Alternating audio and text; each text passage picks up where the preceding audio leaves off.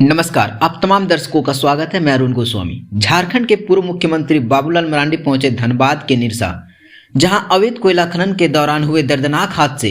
बाबूलाल मरांडी हादसे का निरीक्षण कर उन्होंने प्रेस वार्ता में क्या कहा, वो सुनिए।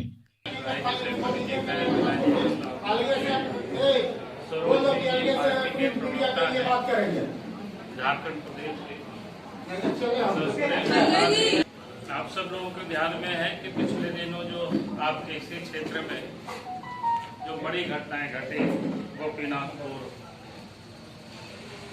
क्षेत्र में, खदान के क्षेत्र में गोपीनाथपुर है, कप्पासाड़ा है और दही बड़ा, जो जानकारी जो हमें मिली, अखबारों में भी छपा, सोशल मीडिया में भी आया काफ़ी प्रमुखता से, और आप सब लोगों ने ही उसको स्थान भी दिया बड़े प्रमुखता से। और ये जानकारी मिली कि उन क्षेत्रों में जो लोग क्या कहते हैं, कोयला निकालते थे या चुनते थे, तो जाने के बाद ही पता चलेगा, क्योंकि वहाँ अभी तक हम गए नहीं। अभी तक तो आप सब लोगों ने जो चीज़ें लिखा है उसी को हम सब लोगों ने भी पढ़ा है। और फिर यहाँ जो धंस गया था, जिसमें से विधायक जी बाकी सब लोग वहाँ पर गए थे, लोगों के सामने सारी लाश को निकाला गया, वो भी विधायक जी से हमारी कल बताए, क्योंकि घटना बहुत बड़ी घटना है। और धनबाद जैसे जो क्षेत्र है, धनबाद जिला है, CCL कहते हैं, BCCL भी है और ECL भी है इस इलाके।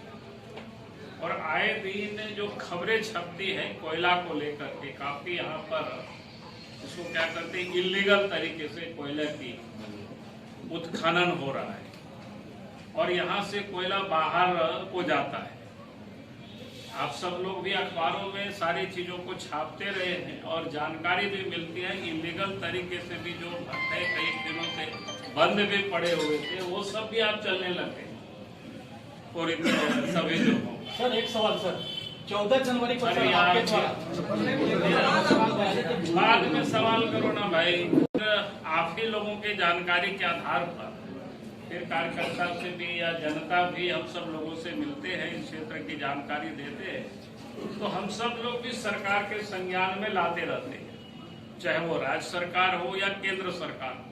केंद्र सरकार क्योंकि कोयला मंत्रालय केंद्र सरकार के जिम्मे है, लेकिन सुरक्षा की पूरी जो जिम्मेवारी होती है वो राज्य सरकार की होती है। तो इसलिए दोनों ही सरकार को हम सब लोग सूचित करते रहते हैं कि हाँ गड़बड़ी हो रही है।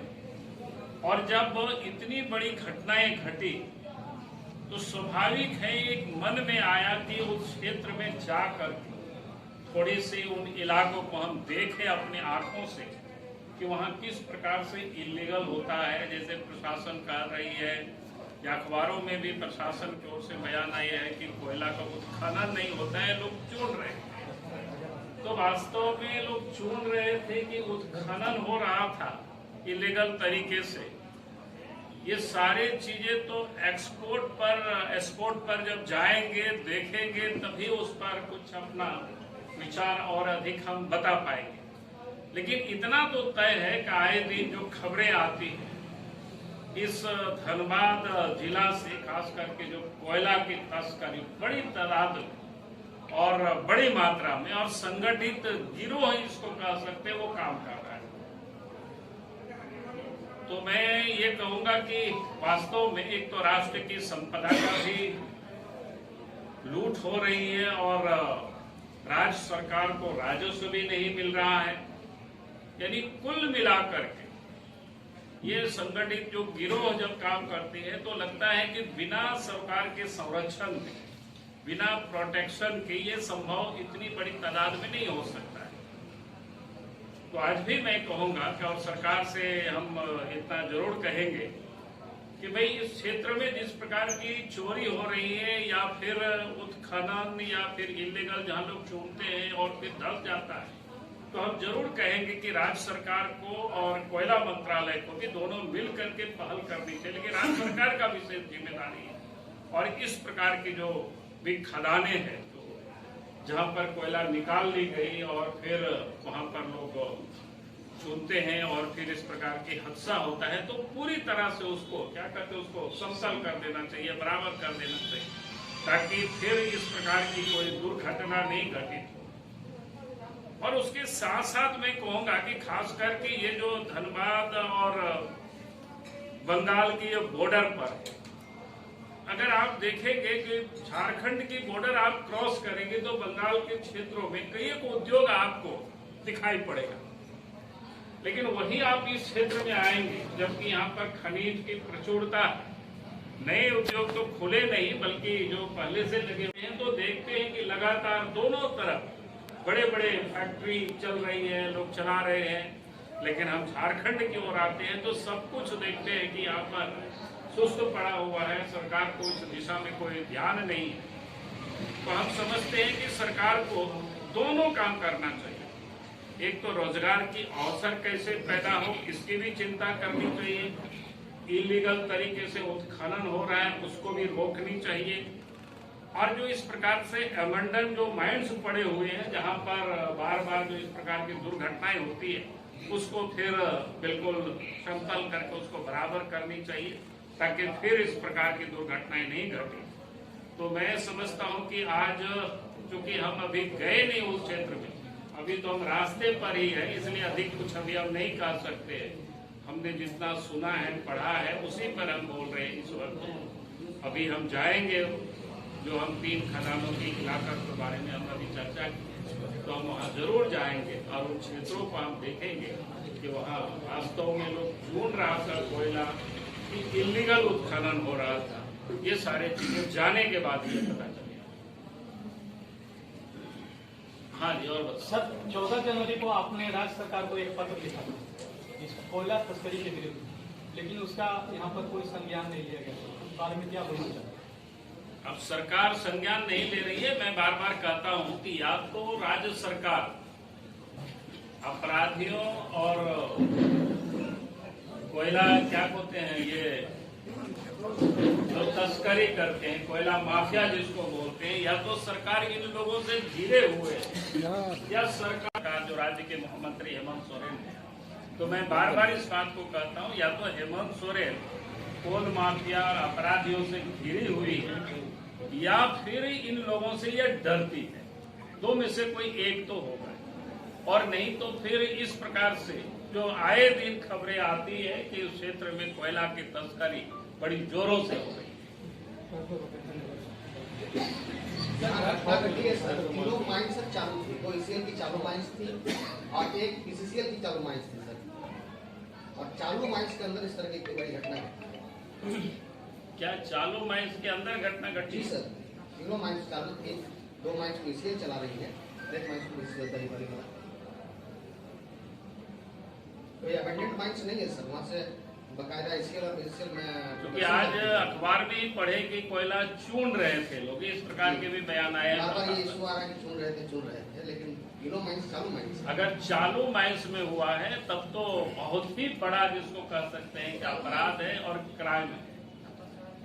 और कप्पासड़ा जहां अभी बता रही है चालू माइंस है, और चालू माइंस में अगर कोई लोग मरे हैं और वहां घुसे हैं, इसका तो अर्थ यही होता है कि पूरे प्रशासन जिसको कहते हैं सब लोग उसमें मिले हुए हैं, तभी इस प्रकार की। और मैंने पहले भी इस प्रकार की और कल भी मैंने पत्र लिखा है, अगर आप सब लोगों ने देखा होगा कि धनबाद में भी अखबार में शायद छपा है उसको कि किस प्रकार से यहाँ तस्करी होती है, कैसे यहाँ पर कोयला इस क्षेत्र से बाहर लोग ले जाते हैं, तो उसकी हमने पूरे वृत्तांत को उसमें हमने छपा है। जब हेमंत सरकार गति करते हैं तब इस तरह का नंगा नाश होता है, इसे नंगा नाश और लोग मरते हैं। अब इसका जवाबदेही तो सरकार की होती है। हमने कहा कि राज्य सरकार की काम है, अगर कहीं भी किसी भी संपत्ति की चोरी हो रही है, उत्खनन हो रहा है इलीगल तरीके से, तो राज्य सरकार का काम है उसको रोकना, क्योंकि राज्य की राजस्व की भी नुकसान हो रही है। और राज्य सरकार के पास पुलिस है, राज्य सरकार के पास पूरी इस क्राइम को रोकने के लिए पूरी व्यवस्था राज्य सरकार की होती है, और राज्य सरकार नहीं रोक रही है, इसका मतलब जानबूझ करके सारी चीजों को यहाँ से लुटा रहे हैं। कोयलियरी क्षेत्र की सुरक्षा के लिए CISF और कोयलियरी भी केंद्र सरकार का और CISF भी केंद्र सरकार से संचालित हो रही है। तो CISF, PCL की सिक्योरिटी और होमगार्ड 3 एजेंसियां लगी हुई हैं कि कोयला नहीं, आपकी बात मैं समझ गया। आपकी जानकारी के लिए CIF जो होते हैं वो मोहल्ला में जैसे चौकीदार कोई हो, क्योंकि वो केस कहाँ करेंगे? केस तो आपका रजिस्टर्ड लोकल थाना पुलिस यही होती है, जिला प्रशासन यही होती है। यहाँ हुआ है सर, ऐसे गाड़ी पकड़ी और 3 दिन के बाद केस होता है। इसीलिए हम बोले कि CISF तो वो सिर्फ आप जैसे घर में चौकीदार को रखते हैं। चौकीदार का काम इतना ही होता है कि वो लोग घर वालों को जगाना और फिर थाना तक पहुंचा देना। जैसे अभी बता रहे कि पहले पकड़ाया था, 3 दिन में FIR हुआ, अभी विधायक जी बता रहे थे।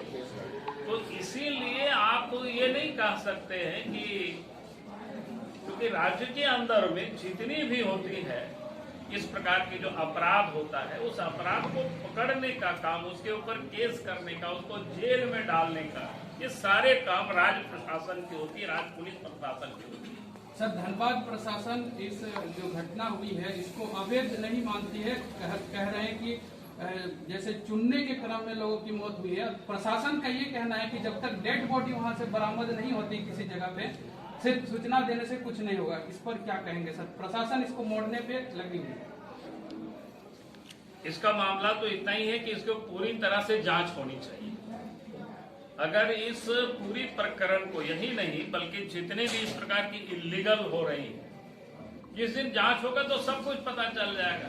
चुनना और उत्खनन करना दोनों अलग अलग चीजें, इसलिए वो तो साफ आपको दिखेगा कि यहाँ कोई चुन रहा है कि उत्खनन कर रहा है या उत्खनन करके निकाल रहे हैं। जिला प्रशासन द्वारा जो SIT टीम गठित की गई है, वो यही कि ग्रामीण SP को उस टीम में रखा गया है। पहली बात तो मैं कहूंगा कि जिला के पुलिस प्रशासन के ऊपर, मैंने आपके धनबाद के सीनियर SP के बारे में एक दफा मैंने कहा, धनबाद में भी आकर के कहा, मुझे तो लगता ही नहीं कि धनबाद की SP के रहते धनबाद में कोई क्राइम रुक सकता है, क्योंकि इतनी वो अक्षम है। मैंने एक घटना का उल्लेख मैं आज फिर से कर रहा हूं।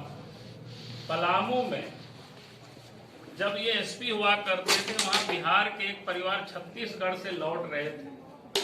70 साल के एक बुजुर्ग का अपहरण होता है और ड्राइवर का भी अपहरण होता है, और फिर वो लोग अपराधी उनके परिवारों को टेलीफोन करते हैं, पैसे मांगते हैं, लोग जाकर के थाना में FIR भी कर देते हैं, और पैसे की मांग होती है तो SP को जाकर के लोग बताते हैं। आज जो धनबाद में सीनियर SP बैठे हुए हैं, और उन्होंने कहा कि ठीक है आप लोग बात कर लो, डील कर लो, हम लोग सब पकड़ लेंगे, और 10 लाख रुपया में मामला डील भी हो गया अपराधियों के साथ।